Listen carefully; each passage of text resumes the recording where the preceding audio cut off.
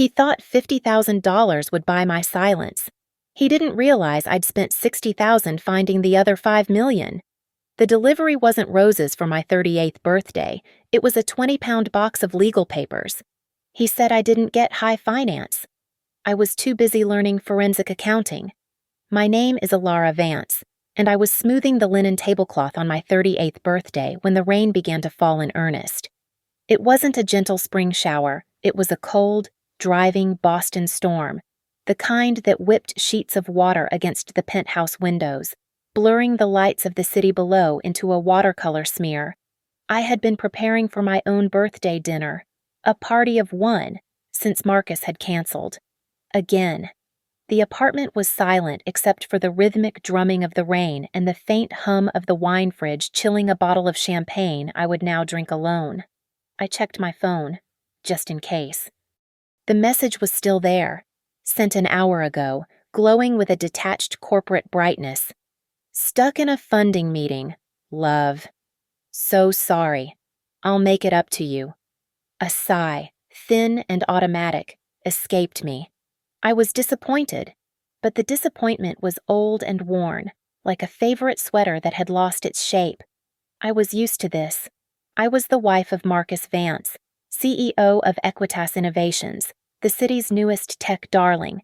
He was a rising star. I, on the other hand, was just Alara, plugging away at the Viridia Foundation, a nonprofit focused on community arts. My world was grant proposals and neighborhood outreach. His was venture capital and disruptive synergy. Our orbits had ceased to align long ago. The sharp, sudden buzz of the intercom cut through the quiet. I pressed the button. Yes. Delivery for Alara Vance. Signature required. The voice was muffled by the storm and the speaker. Probably flowers, I thought. A massive, apologetic bouquet to compensate for his absence. Marcus was always good at grand, empty gestures. I buzzed him up. When I opened the heavy oak door, it wasn't a florist. It was a courier, anonymous in a black rain slicker and a helmet with a fogged visor. He held not a vase, but a large, white cardboard box, the kind used for legal documents. It looked heavy. Alara Vance, he mumbled. That's me. He held out a scanner, and I signed my name with a stylus. He pushed the box into my hands. The weight was surprising, easily 20 pounds. Have a good night, he said, turning before the door had even fully closed. I carried the box into the foyer, the chill of the rain still clinging to the cardboard. I set it on the marble console table, perplexed. A strangely wrapped gift. Marcus wasn't known for his creativity. But this was a new level of bizarre. I slid my fingernail under the packing tape and pulled the flaps open. There was no tissue paper, no celebratory ribbon. Just stacks of bone-white, legal-sized paper, bound by thick blue covers.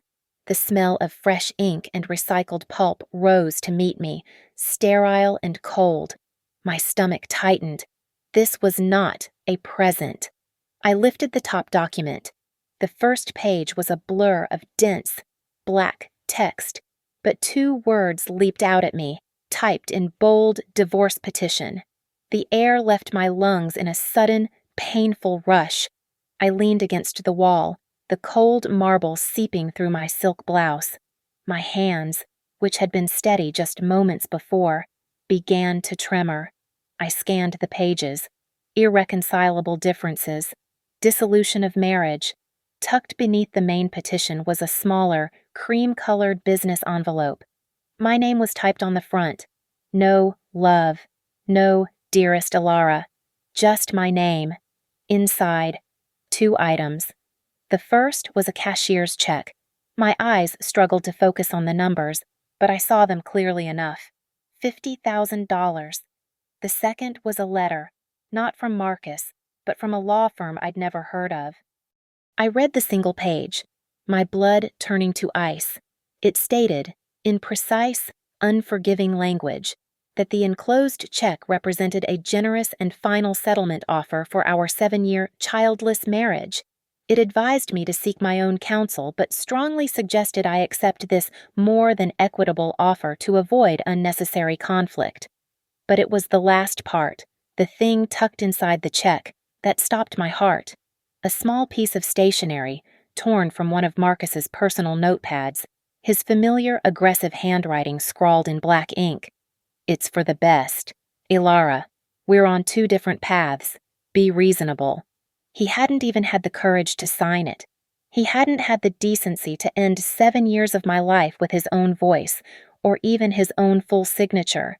Just a dismissive note, a check for $50,000, and the clinical brutality of his lawyers. I stared at the check. $50,000. The price of my silence. The cost of my support.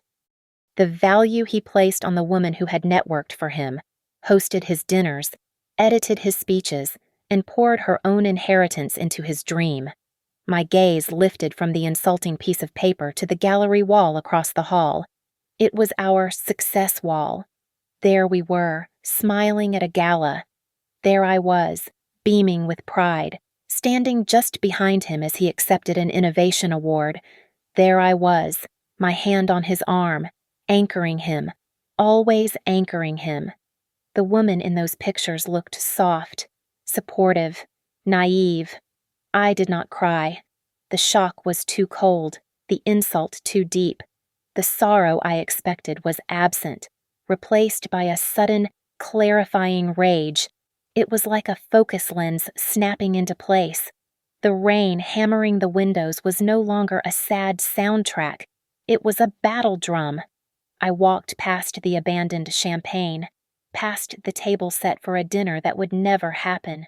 I picked up my phone, my hand perfectly steady now. I scrolled to a name I had added 6 months ago, a name I had prayed I would never need to call. The line picked up on the second ring. Thorne. The voice was crisp, professional, and held no room for nonsense. "Ms. Thorne," I said, my own voice sounding unfamiliar, colder. "Ilara Vance speaking." There was a brief pause. "Mrs. Vance, I was wondering when I might hear from you." "He just did it," I said, looking back at the 20-pound box of Betrayal sitting in my foyer. "The package has arrived. 10 years ago, I met Marcus Vance in a room buzzing with forced networking and cheap white wine. It was a university alumni event, one of those functions I usually skipped. But the Viridia Foundation was hoping to connect with some of the university's philanthropic arms. I was standing by a poster explaining our literacy program when he approached me. He was electric. That's the only word for it. Marcus was all coiled energy, with a quick smile that seemed to disarm everyone in his path. He wasn't just ambitious, he was incandescently so, talking about disrupting stagnant markets and redefining paradigms. I, on the other hand, was passionate in a quieter way. I was already 2 years into my work at Viridia, and I genuinely loved it. I spoke about the tangible impact of our programs, the way we could see a community changing, one family at a time. He zeroed in on me, his focus absolute. He barely spoke to anyone else for the rest of the evening. He told me he found my work noble and grounded. He pursued me relentlessly after that. He said he loved my stability, my good heart. He called me his anchor in the storm of his own ambition. "You keep me balanced, Ilara," he'd say, kissing my forehead. "You remind me what the real world is." I believed him. I believed I was the steady foundation upon which he could build his empire, and that we were building it together. Our first few years of marriage were a true partnership, or so I believed. He was just launching Equitas Innovations, and it was struggling. He had the vision, but he lacked the connections. I had those. The nonprofit world runs on trust and reputation. The donors and board members I worked with at Viridia were some of the most established, old-money philanthropists in Boston. They trusted my judgment. I was the one who arranged the cocktail party where Marcus happened to meet his first 2 angel investors. They invested not because they understood his fintech jargon, but because they trusted Ilara Vance's endorsement. "If she believes in him," I heard one of them say, "there must be substance there." I became the architect of his life.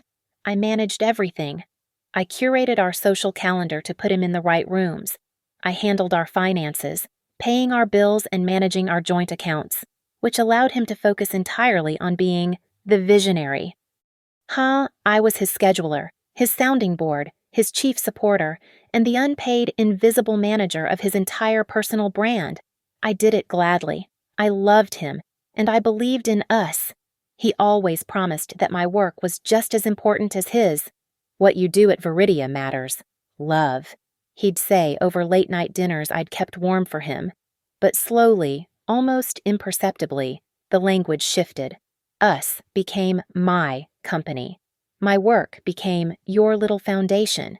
The startup, his consuming fire, became the only thing that truly mattered. Everything else, including me, became logistical support. Then, 4 years into our marriage, my parents passed away in a car accident. It was a devastating, unmooring loss. After the grief subsided into a dull, permanent ache, I was left with a significant inheritance. It wasn't just money. It was my parents' life work, a carefully managed portfolio of stocks and real estate. It was my security, my last tangible link to them. Marcus saw it differently. He saw it as fuel. Equitas was at a critical juncture. The initial angel investments had run out, and he was struggling to secure a proper seed round. He was stressed, frantic, and more charming than ever. "Ilara," he said one evening, rubbing my shoulders as I sat at my laptop, trying to finalize a grant report. "I've been thinking about your inheritance." I tensed. "What about it?" "Marcus. It's just sitting there, love, barely growing. You know the market. What if we put it to work for us?" He knelt beside my chair, his eyes bright with that familiar, passionate fire. "Invested in Equitas, a seed round. It would be the foundation. Ilara, our future. It would get us to the next level, and I promise you, I will return it to you tenfold." I hesitated. It felt wrong, like mixing the sacred with the profane. That money was my past. His company was his future. "I don't know, Marcus. It's my parents' money." "It's our money now," he said softly, his tone shifting just slightly. "It's for our family. Don't you trust me?" That was the question that sealed it. Of course I trusted him. I loved him. I had built my life around him. To say no would have been to admit our entire partnership was a lie. So I said yes. The memory of the signing is a cold, sharp-edged fragment in my mind. It didn't happen in a lawyer's bright, formal office. He arranged it on a Tuesday afternoon, a day I was already swamped with a Viridia board meeting. He called me, his voice tight with urgency. "Ilara, the lawyer is here at the office. We have to sign the investment papers now. The new funding window closes tomorrow." I rushed from my downtown office to his sleek, glass-walled space in the seaport. He was waiting by the elevator, not with a lawyer, but with a notary.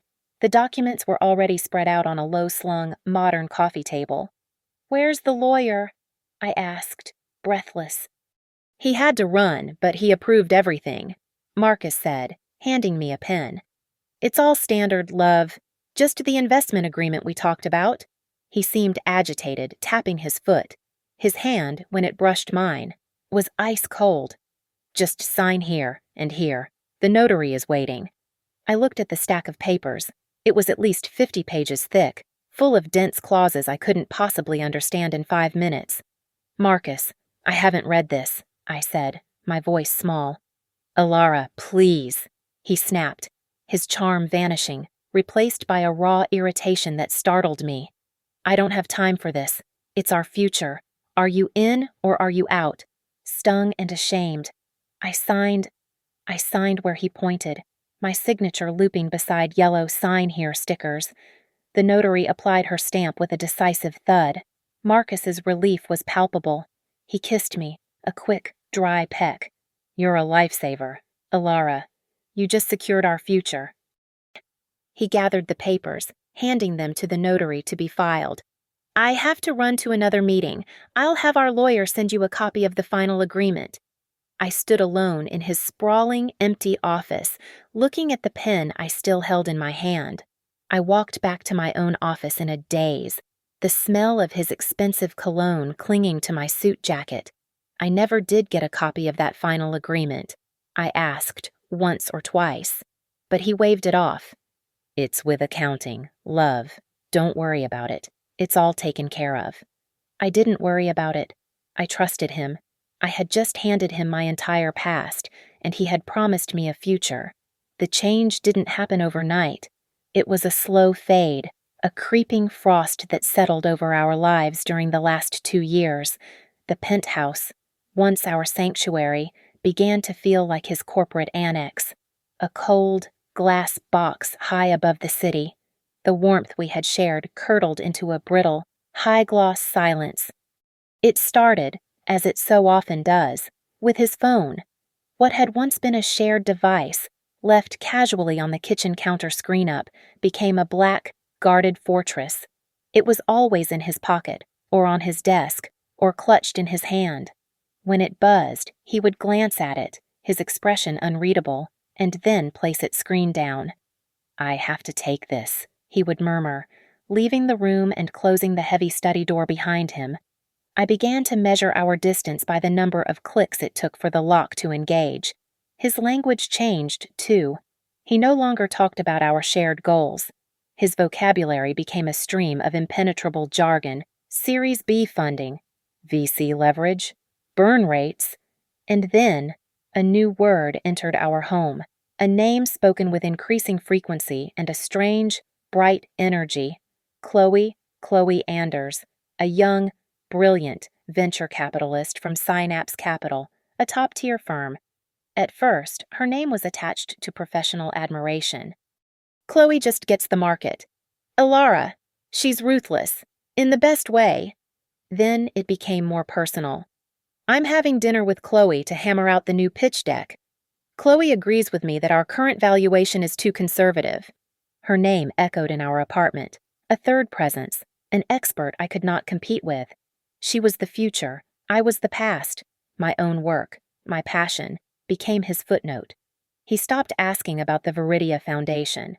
When I tried to share a small victory, a grant secured for an inner-city arts program, he would pat my hand, his eyes already drifting back to the blue light of his phone. "That's cute, love. Really," he said one evening, the condescension so blatant it felt like a slap. "But it's not the real world, is it? We're talking about global finance. Your work. It's sweet. It's charity." He was never home. The late funding meetings that used to end at 9 p.m. now stretched past midnight, then bled into entire weekends. "I have to fly to Zurich. Love. Last minute. Chloe set it up." On the rare nights he did return to our bed, he brought the scent of an alien world with him. It was the sharp, expensive smell of single malt whiskey, not the smooth bourbon we used to share, and something else. Perfume. It was a heavy, sophisticated floral, a scent I had never worn. It clung to his shirts and to the air in the master bathroom, a territorial ghost I couldn't banish. I began to feel small in my own home. This was the apartment my parents' legacy had helped secure. These were the walls I had chosen the paint for, the kitchen where I had hosted the dinners that launched his career. Now, I felt like a guest, or worse, an employee he was preparing to downsize. The emotional distance between us was no longer a gap. It was an abyss. He looked at me, when he looked at me at all, with a kind of sterile impatience. I was no longer his partner. I was a logistical problem he hadn't yet solved. The suspicion became a low, constant hum, a sickness in my stomach. One afternoon, I was gathering his suits for the dry cleaner when a stiff piece of paper fluttered from the breast pocket of his favorite navy blazer. A receipt. It was from a discreet, absurdly expensive jewelry boutique on Newberry Street, a place I had only ever looked at from the sidewalk. I unfolded it. One item, the Astoria necklace. My eyes scanned the line item, and my breath hitched. $12,000. My birthday was months away. Our anniversary had just passed, uncelebrated. I didn't confront him. I waited until he was home that evening, pouring himself one of his new, smoky whiskeys. I held the receipt out to him. This fell out of your suit. Marcus. My voice was quiet, carefully neutral. He didn't even flinch. He glanced at the paper, then back at his drink. Right. Corporate gift. A $12,000 corporate gift. For an investor's wife. Ilara. From Tokyo. You have to do these things. It's the cost of business. He took a long sip of his drink. Don't worry about it. He plucked the receipt from my fingers, crumpled it, and tossed it into the decorative wastebasket, dismissing $12,000, and me, in one motion. The lie was too easy, too smooth, the cost of business. That night, I lay awake in the dark, the scent of his whiskey and that other woman's perfume heavy in the room. The hum of suspicion had become a screaming siren. The lie about the necklace was the final crack in the facade. A cold, terrible thought seized me. My money, my inheritance. The money he had promised to invest. The money that was supposed to be our future. I waited until 3 a.m., until his breathing deepened into a heavy, alcohol-induced sleep. I slipped out of bed, my bare feet silent on the cold hardwood floor, in the study, lit only by the glow of the skyline. I sat at his desk and opened the laptop. I navigated to the financial portal, the one he had set up for the joint portfolio that held my parents' legacy. I typed in our password, the one we had used for everything, Ilara Marcus 2015. The screen flashed a small, red message, password incorrect. I frowned. My fingers must have slipped. I typed it again, slower this time. Password incorrect. A chill, colder than the wind whipping against the glass, started in my hands. I tried our anniversary. Incorrect. I tried the name of our first apartment. Incorrect. My heart was hammering, a dry, frantic beat against my ribs. I clicked the forgot password link. The prompt appeared. Please enter the email address associated with this account. I typed in my email address. Ilara. Vance Ivaridia. Org. I hit enter. A new message appeared. No account found for this email address. My blood stopped. I just sat there, frozen, staring at the words. He hadn't just changed the password. He had changed the primary email. He had removed me entirely. He had locked me out. He had locked me out of my own money, my parents' money, the very foundation of the life he was living. The man sleeping in my bed wasn't just distant. He was a thief. I didn't move from his desk for almost an hour. The glow of the screen pulsed in the dark, illuminating the words, "No account found for this email address." The shock wasn't a hot, messy grief. It was a cold, clarifying substance, a chemical reaction that burned away the fog of the last 7 years. The Ilara who loved, trusted, and supported Marcus Vance died in that study at 3 a.m. She was replaced by someone else, someone he had never met, and someone he was not prepared for. This was 6 months ago. 6 months before the insulting box of legal papers would arrive on my 38th birthday. My first instinct was primal.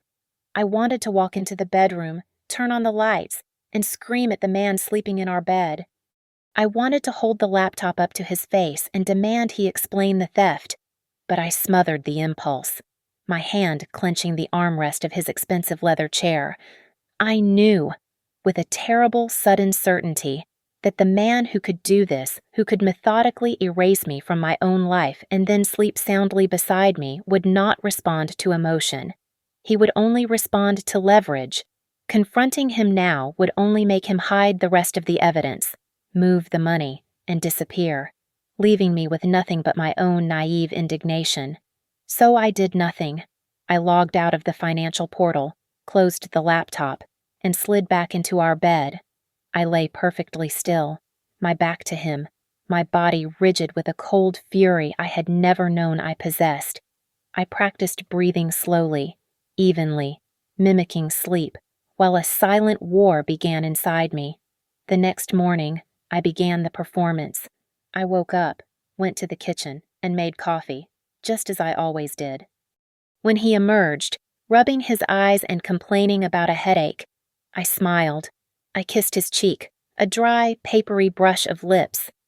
"Good morning," I said, my voice light. "Tough night," he grunted. "Funding meetings. They're brutal." "I'm sure," I said, handing him his mug. "Have a great day. Marcus." He didn't notice the ice in my eyes. He didn't see the woman who was already calculating his ruin. He just saw what he expected to see his supportive, slightly dim, non-profit wife. I needed proof. I needed to know what I was facing. My chance came 3 days later. It was a Saturday morning, and he was in the master bathroom, preparing for what he called a strategic round of golf with investors.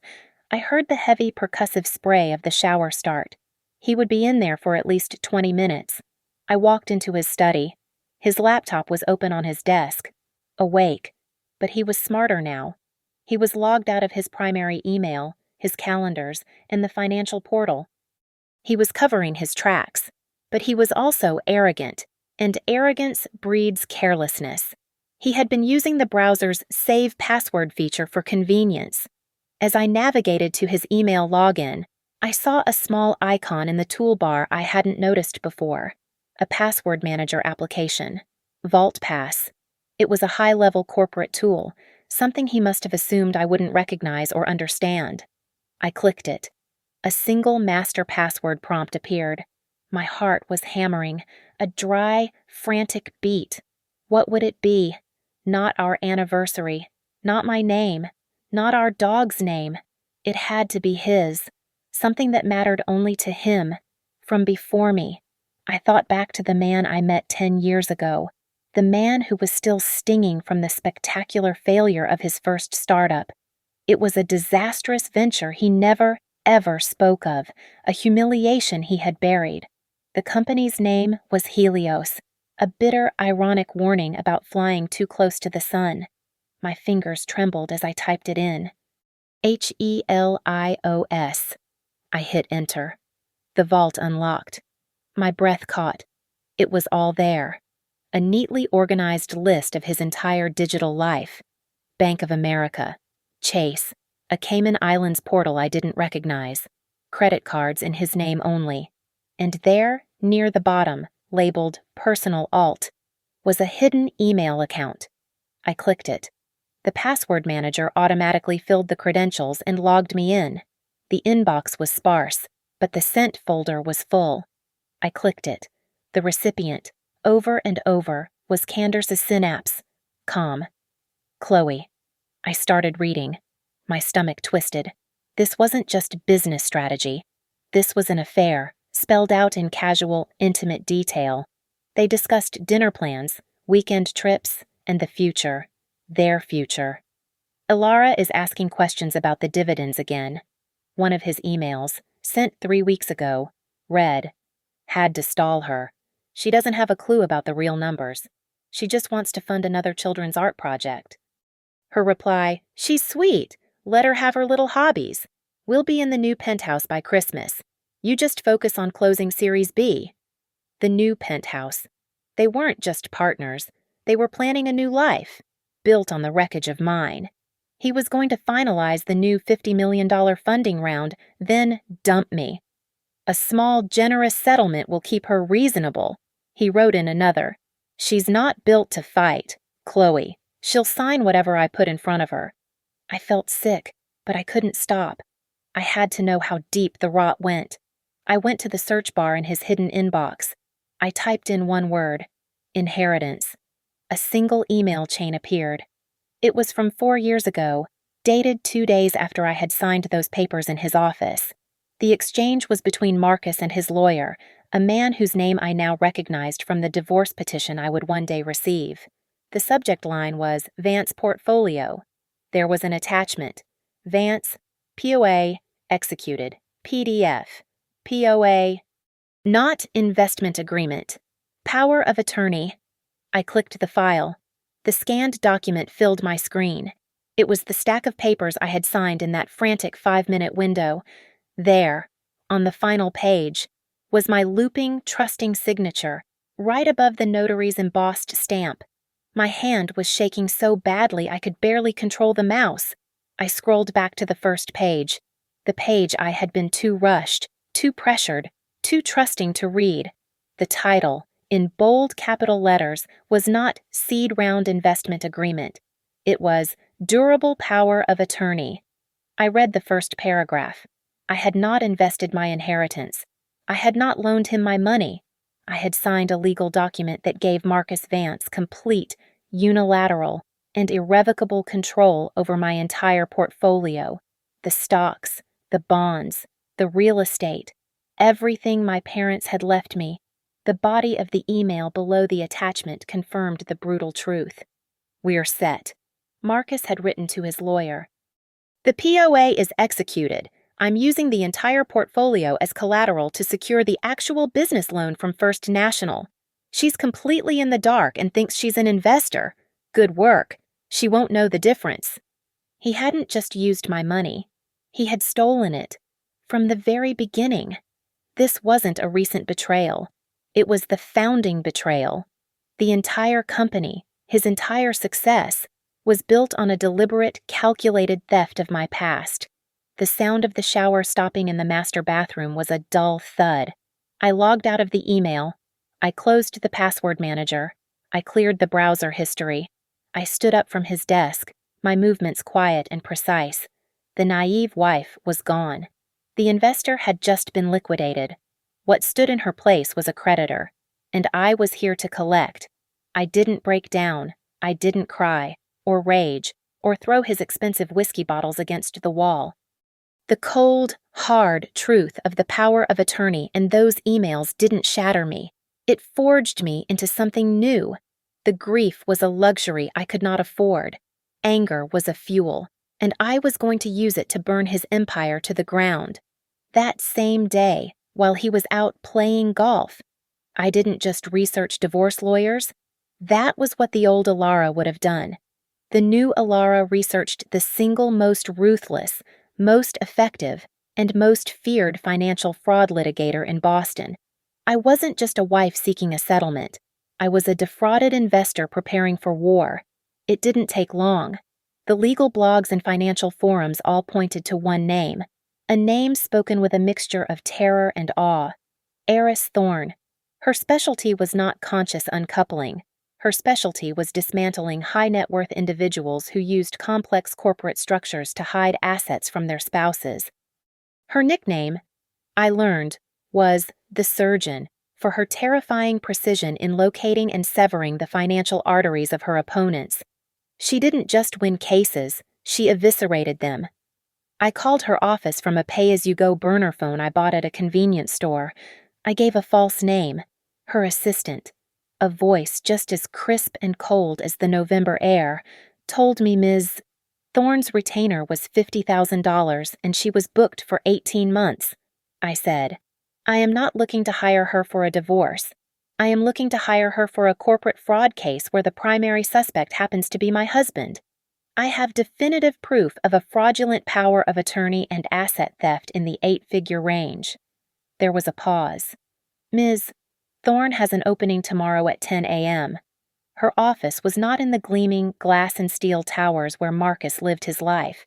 It was in a discreet old-money brick building on Beacon Hill with a brass nameplate that simply said, A. Thorne and Associates.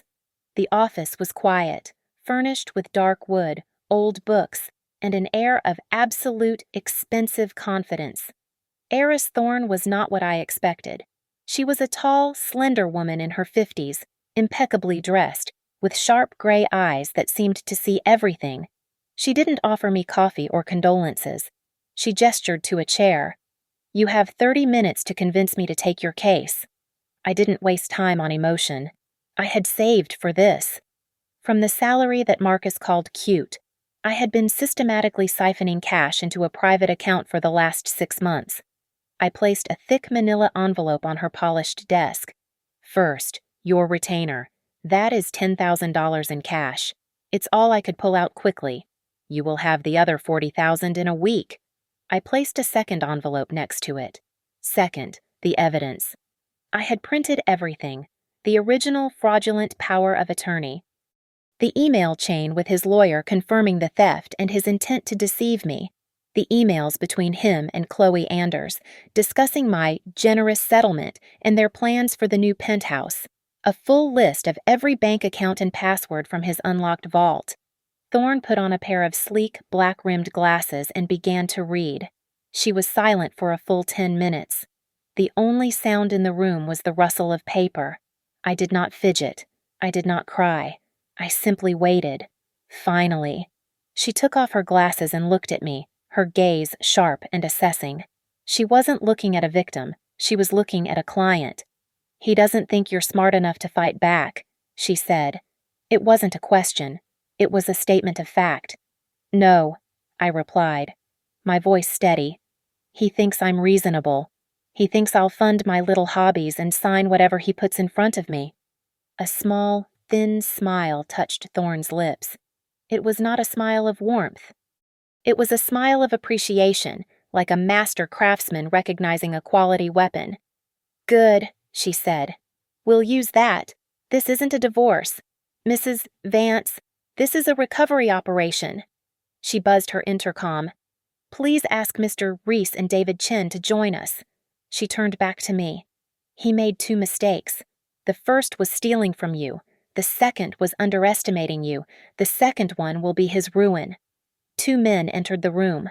One was powerfully built, in a suit that looked more functional than expensive Mr. Reese, the private investigator. The other was younger, with a frantic, brilliant energy behind his eyes, clutching a tablet. David Chen, the forensic accountant.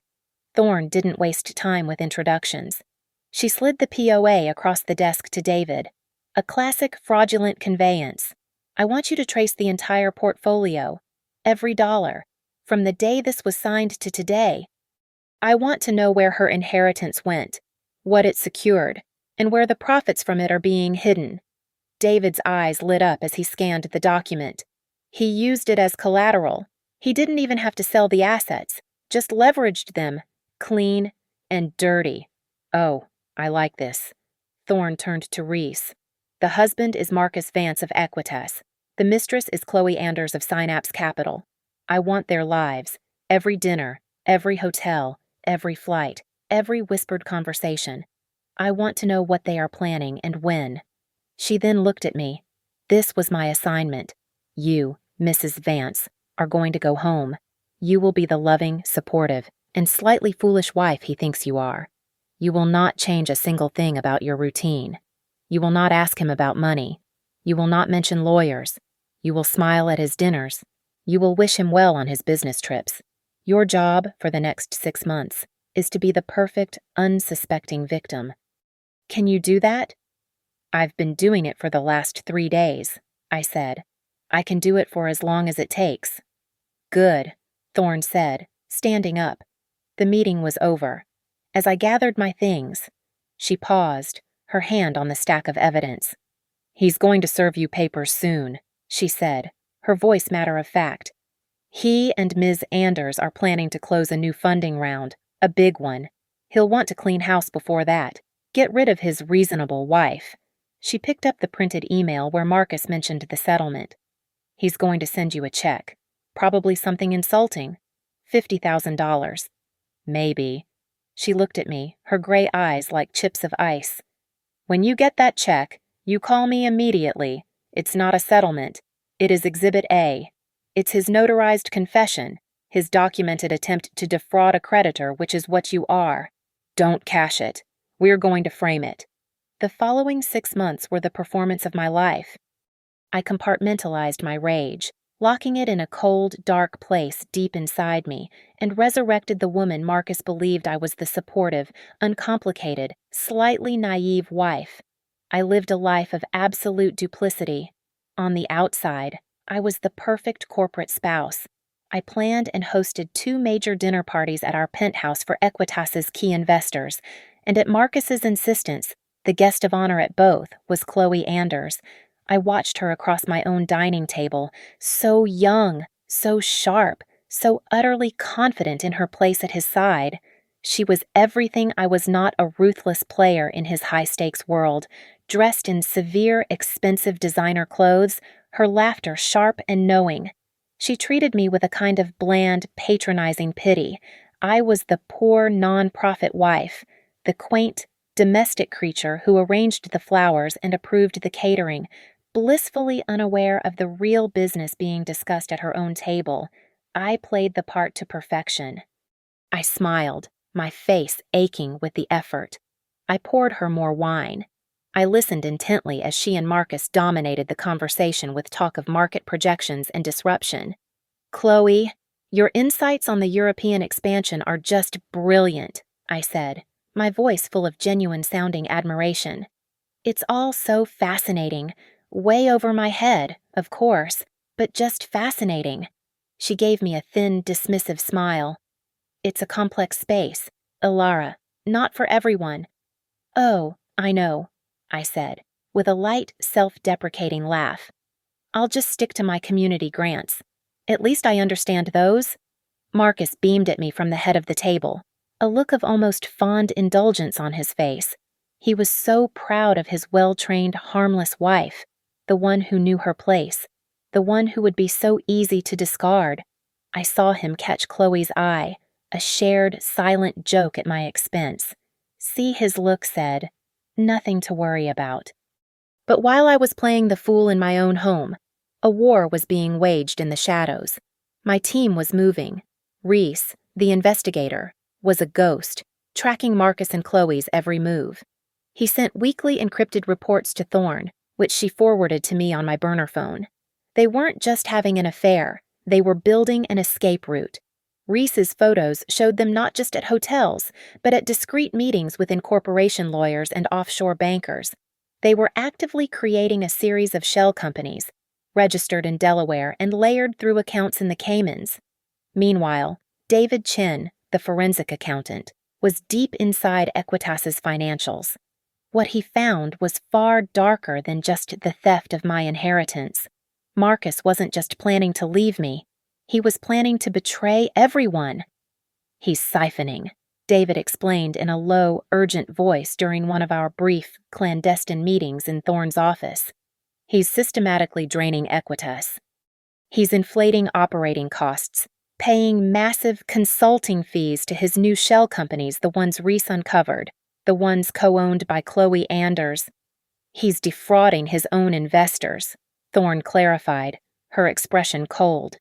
"Exactly," David said, his fingers flying across his tablet. "He's bleeding the company dry, funneling millions. I've tracked at least $8 million so far. The plan is obvious. He and Chloe are orchestrating this new $50 million Series B funding round. Once that money hits the Equitas account, he'll transfer the bulk of it out, declare Equitas bankrupt, and short the stock on the way down.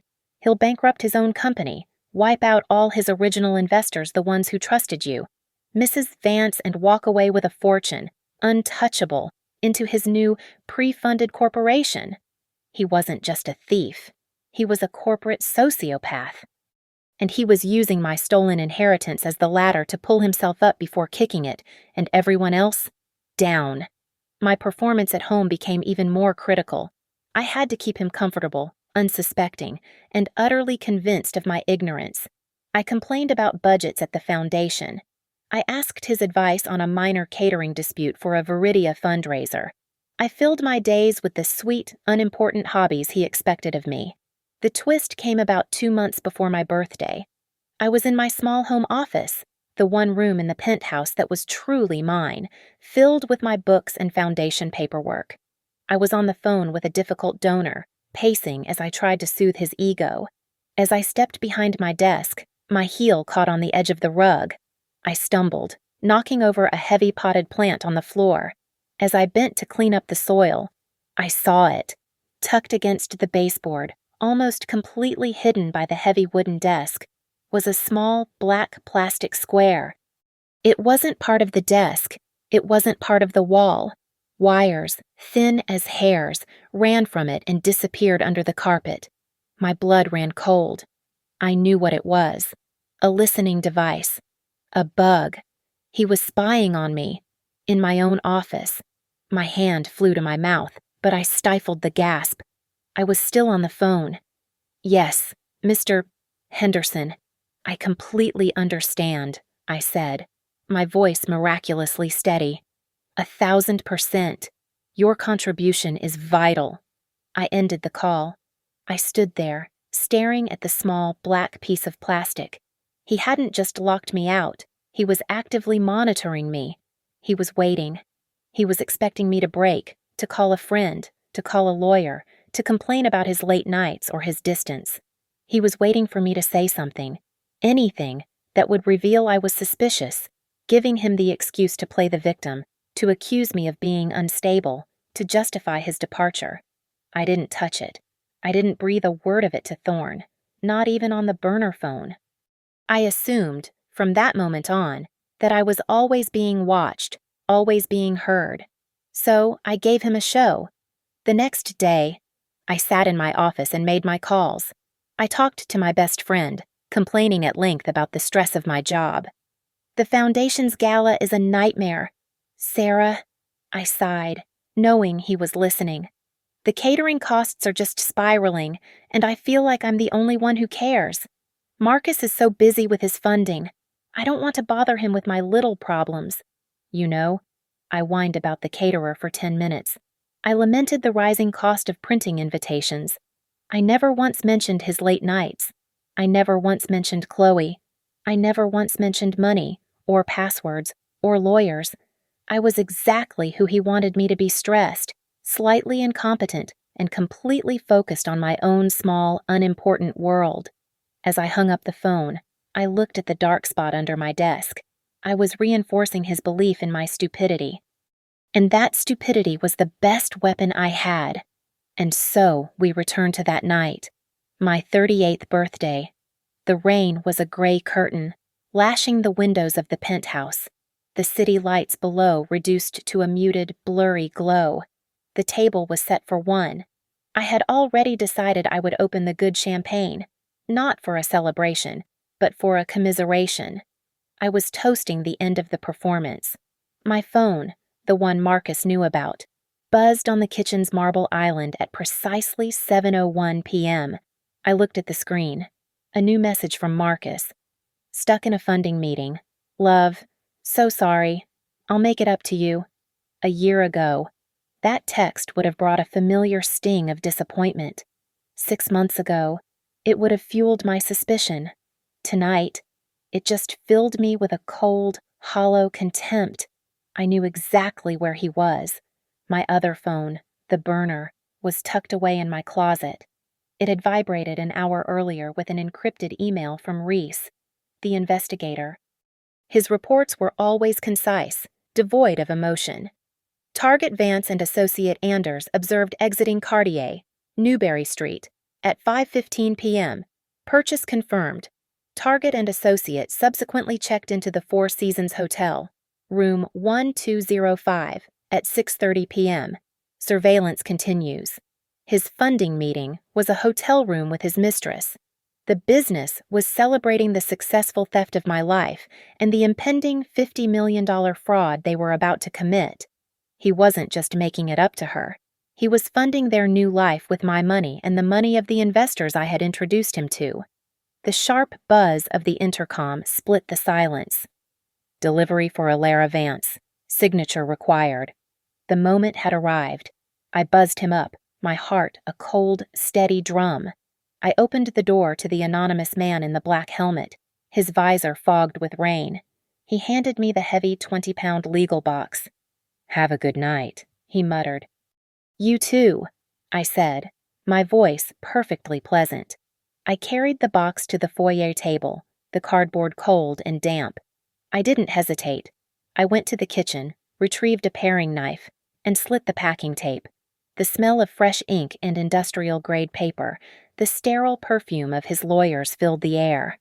There it was, the thick, blue-backed divorce petition. Irreconcilable differences. The cold, formal dissolution of our 7-year marriage.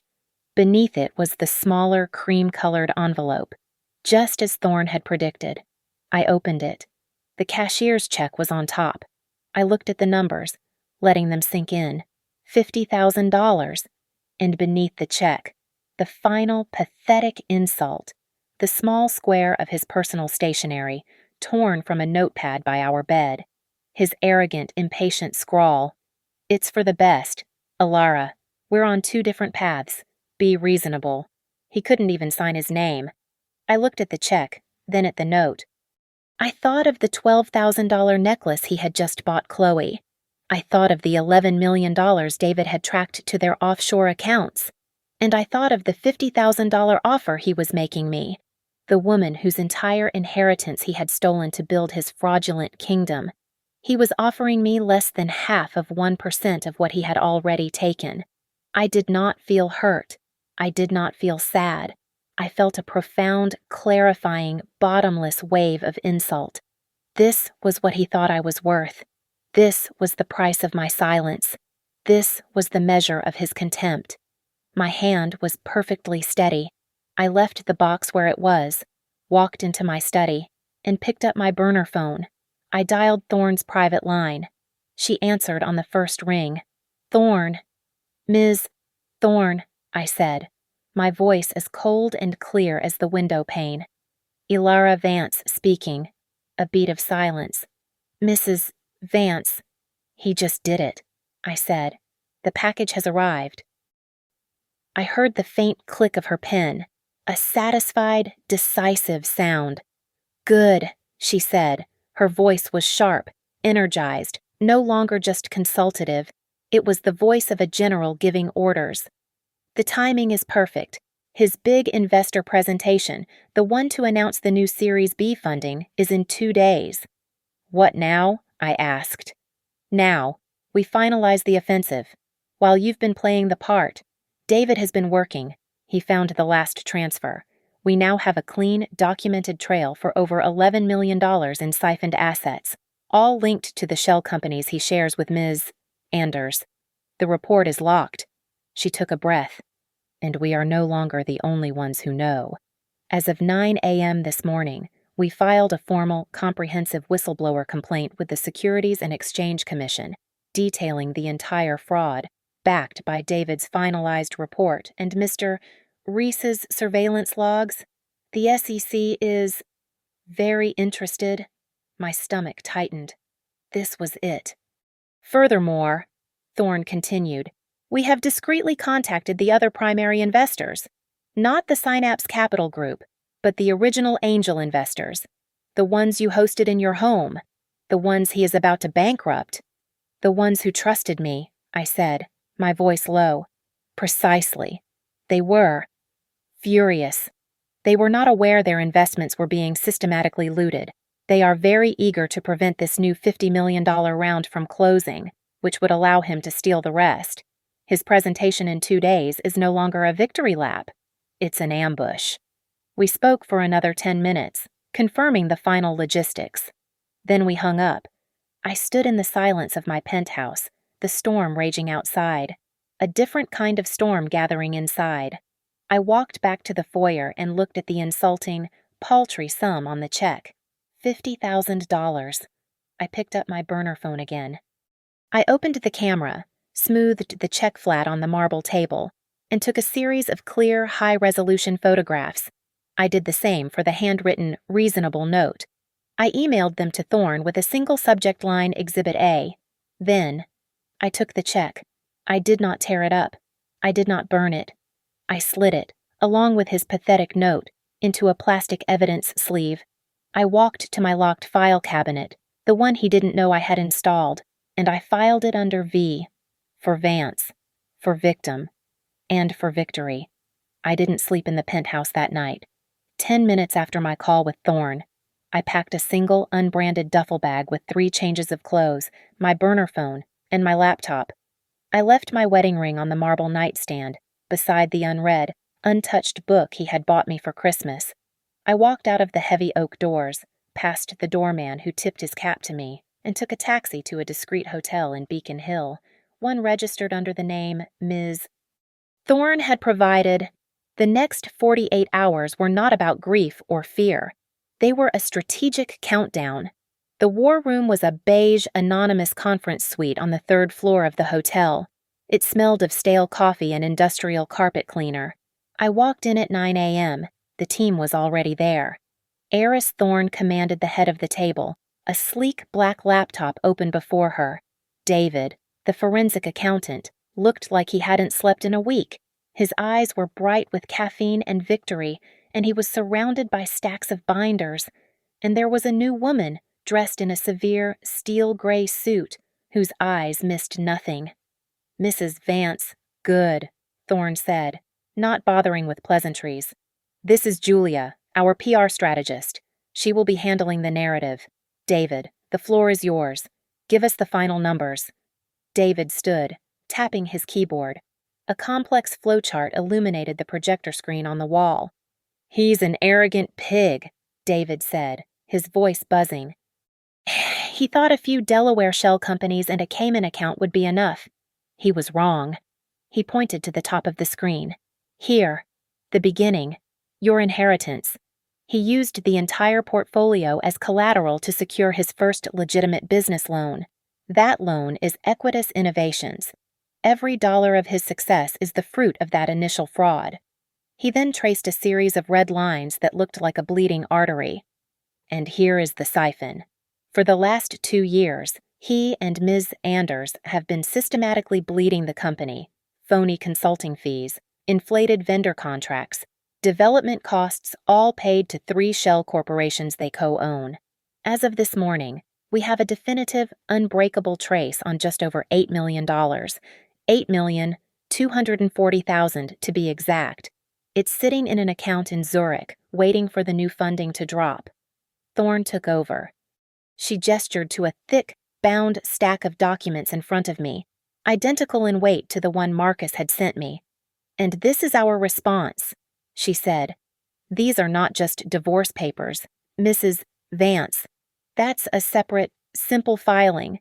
This," she tapped the cover, "is a petition for involuntary bankruptcy, filed against Marcus Vance personally. You see, you are not his wife in this filing. You are his single largest creditor. We are claiming the full original value of your stolen portfolio, plus compounded interest and punitive damages for 7 years of fraud. The debt he owes you is catastrophic." She slid a second, thinner folder toward me. "This is the ex parte motion for a temporary restraining order and a complete asset freeze. The moment this is filed, it will lock every account we have found, his personal checking, his Equitas stock holdings, and, most beautifully, the $8 million in that Zurich account. By the time he walks off that stage, he won't have enough clean money to pay his lawyers." Julia, the PR strategist, spoke for the first time. Her voice was calm, smooth, and cut through the tension. "The media will be at this presentation. They are expecting a $50 million tech triumph. When this happens, his team will immediately try to paint you as the scorned, hysterical, gold-digging wife." She held up a single, laminated press release. The headline was stark and powerful. "Equitas's first investor, Ilara Vance, exposes massive corporate fraud, files whistleblower complaint with SEC." "We control the story," Julia said, her eyes locking on mine.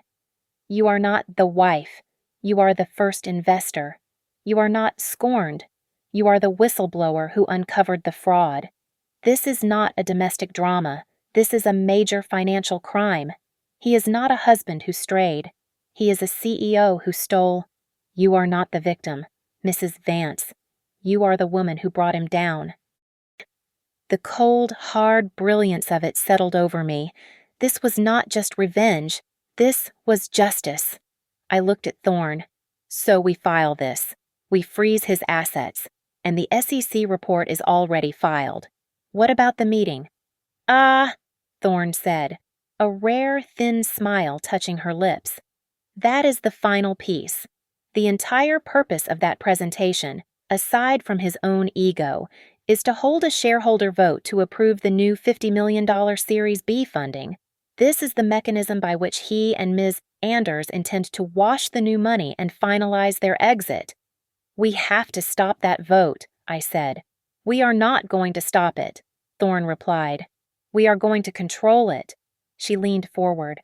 "I spent the last 48 hours on the phone with the other seed investors, the original angels, The ones you introduced him to at your cocktail parties. The ones whose trust in you got him his start. They were displeased to learn that their entire investment was about to be rendered worthless. They are furious, she continued. They are, of course, filing their own lawsuits, but they were very keen to stop this Series B vote. They have all unanimously signed over their proxy voting rights for tomorrow's meeting. She slid a final sheaf of papers across the polished table. I looked at the signature pages, one after another, all granting their full voting power to a single entity. To you, Mrs. Vance, Thorne said, her voice quiet, including your own equitable stake from the initial fraud. As of this moment, you control 57% of the voting shares of Equitas Innovations. You are the majority. My breath hitched. I wasn't just a creditor. I wasn't just an avenger. I was the new owner. He's walking into that ballroom tomorrow to ask for approval, I said, the words dawning on me. From me. He thinks he's giving a victory speech, Thorne said, standing up and smoothing her jacket. He's actually attending his own liquidation hearing. The ballroom at the Boston Tech Center was enormous, packed with over 300 people. Tech journalists lined the walls, their cameras active.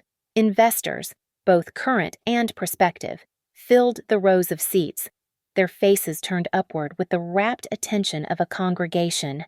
And on the stage, at the center of a massive glowing screen bearing the Equitas Innovations logo, was Marcus. He was in his element. He paced the stage with that restless, charismatic energy I had once found so compelling.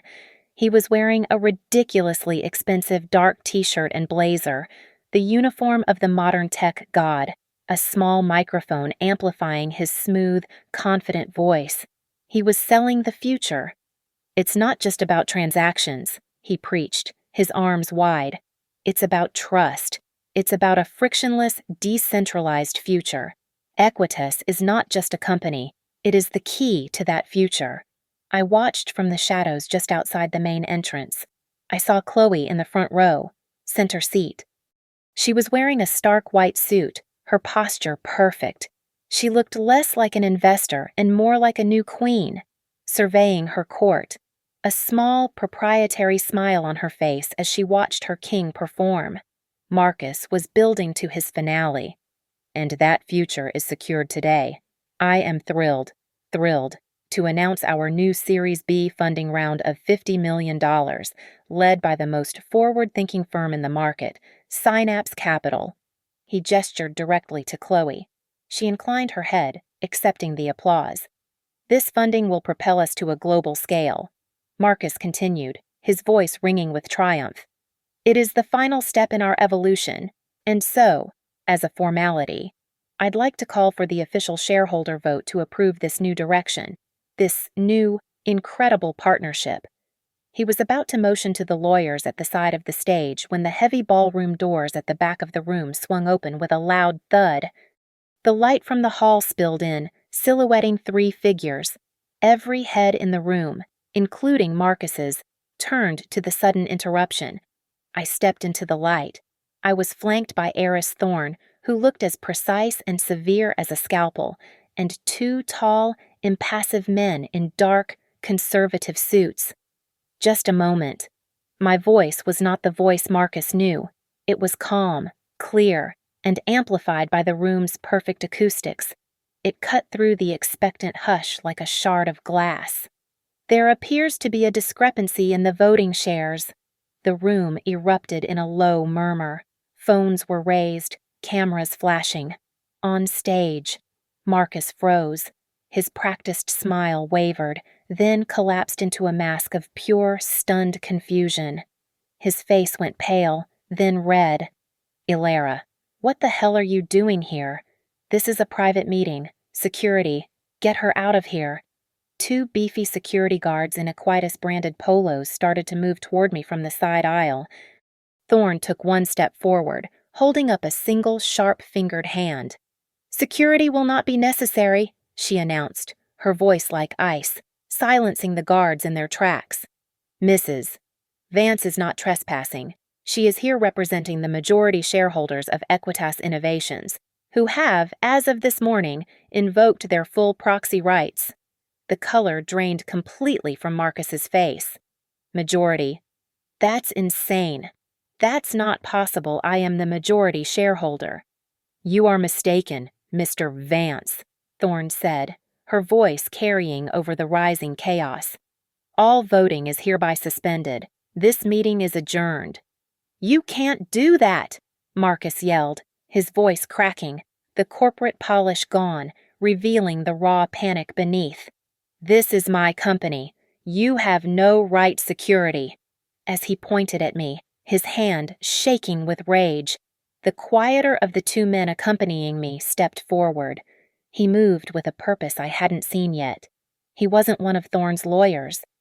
He was older, with a face that looked like it was carved from granite, and he completely ignored the security guards. He walked past the front row, past a suddenly very still and very pale Chloe, and approached the low stage. He reached into his suit jacket and pulled out not a document, but a small, leather-bound credential. Marcus Vance, the man boomed, his voice silencing the entire room. He was a United States Marshal. He held up a thick, 20-pound stack of documents, a perfect mirror of the box I had received 2 nights ago. You are being served. The marshal didn't wait.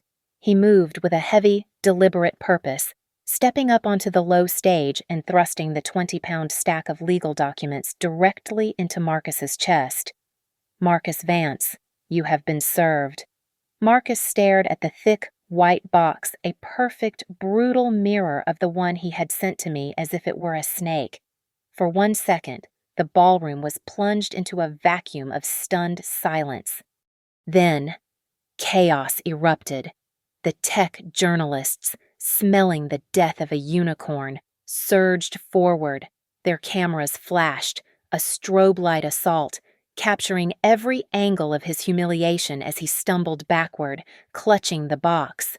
Thorne was already at the podium, taking the microphone Marcus had just used to preach his gospel of lies. Her voice cut through the rising panic, cold, amplified, and utterly dominant. Mr. Vance appears to be confused, she announced, her voice echoing off the walls. Allow me to clarify. 2 nights ago, on his wife's 38th birthday, Mr. Vance had his lawyer serve her divorce papers. He included a generous and final settlement offer of $50,000. David, Thorne said, her voice sharp. Near the AV booth, David hit a key. The massive presentation screen behind the stage flickered. The glowing Equitas logo vanished.